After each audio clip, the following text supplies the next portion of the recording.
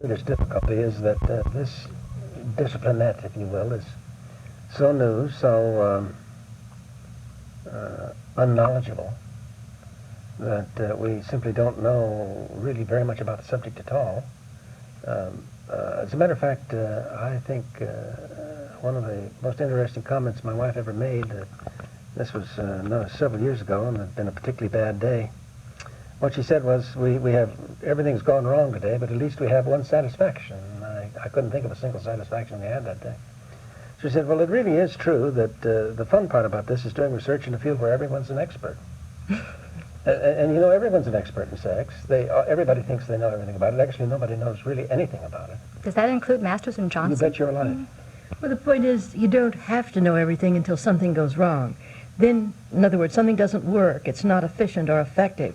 And then, of course, you want someone who knows an adequate amount about what should be going on, why it can go wrong, to turn to.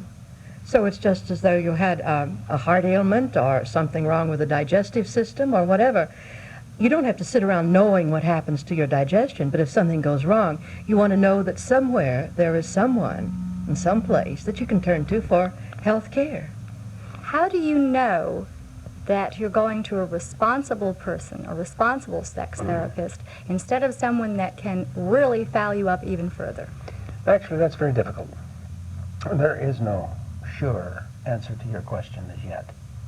There are so few people that have been trained in the field at the moment that they can't begin to cover the demand. Suffice it to say that there is an accrediting agency that is starting. I suppose the best way to do it is to contact the local medical society or the local family and children's service or your theologian. It is their responsibility to know who's effective in the particular community. I would infinitely rather do that than try to guess on my own. A certificate of attendance somewhere doesn't mean anything really. And it is the responsibility of the medical society, of the, certainly of the theologians, and for that matter, the clinical psychologists and social workers in the area, to know who is qualified and who is not. Ask them for a referral. For the organizations that represent them, actually, is, I think, what he's referring to. There's something else that I think people must be reassured of, and that is that their own instincts about something, if they, just in selecting a doctor for any reason, a physician or a counselor for any reason, if the kinds of things that are suggested, if the material, if the results that are taking place are not effective, if they don't feel right or seem right, then I think people have to rely a great deal on their own intuition or instincts about what is right for them. And there is nothing so sacred about the authority of someone with a medical or other degree in the healthcare professions that makes it impossible for someone to say, thank you, but no thank you. I don't really like what I hear. It doesn't fit me. It isn't appropriate to my needs. And to take themselves out of that situation. Is it ever justified for a therapist to have sexual activity with a client? Unequivocally and absolutely no. No? No. But we hear stories all the time about sex therapists who have taken to bed their clients. Well, this is true. That we encounter normal situations like that ourselves. But there is no excuse, there is no reason, there is no foundation in fact as far as a therapeutic effect might be concerned from sexually approaching a client. It destroys the entire situation that everyone is working for. And as a matter of fact, I feel so strongly about it that I feel that if any client is taken to bed, regardless of whether the client makes the initial invitation or the therapist, I think the therapist should be sued for statutory rape. Rape rather than malpractice because of the criminal offense rather than the civil one.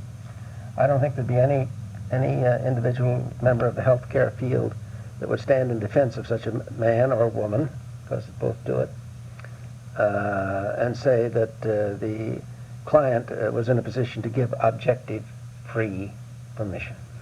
It's a tremendously vulnerable situation or condition that a client who has asked a person who is professionally trusted for help, and then to have an emotional component of a very personal nature introduced, because they don't know, in many instances, whether they are indeed following a professional ethical requirement or request, or whether it is a personal emotional one. I mean, that they have more or less handed over the judgment of the situation to the professional, and so it becomes exploitation. But for those who want to think of it on the basis of an ethical issue, it actually is a conflict of interest, because when and where can that individual therapist be both the authority, the trusted professional, the objective individual, and emotionally involved, or physically and intimately involved with that patient at the same time? We do recognize the fact that some people in a situation like this genuinely become attracted and wish to have a personal relationship. Let's say they're both unmarried, that they're both really at a courtship stage of their life. We recommend, even when they have no other legal or marital or other affiliation, to simply separate from the professional relationship and go, if they prefer, and go about the business of their own personal private one. But the twain just don't work together. Old age and sexual activity, is a man like, say, Charlie Chaplin really that unusual, or is that something that every male could attain if they had the right attitude? Well, everyone always looks at me to talk about sex and the aging. I can't understand why.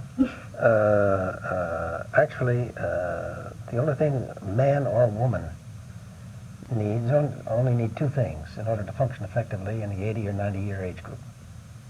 One, a reasonable state of good general health, and two, an interested and interesting partner. And that's all. Men and women function effectively in their 80s and their 90s with no difficulty whatsoever. Sexual functioning does not involute as we age. Certain changes occur, but one doesn't lose facility and or interest if one is continuing to function effectively. If one has long periods when one doesn't function, then difficulty develops. In other words, dormancy, by the absence of a partner, the loss of a partner or something, can lend itself to the diminution of sexual capability. In other words, just not, well, his favorite line is use it or lose it.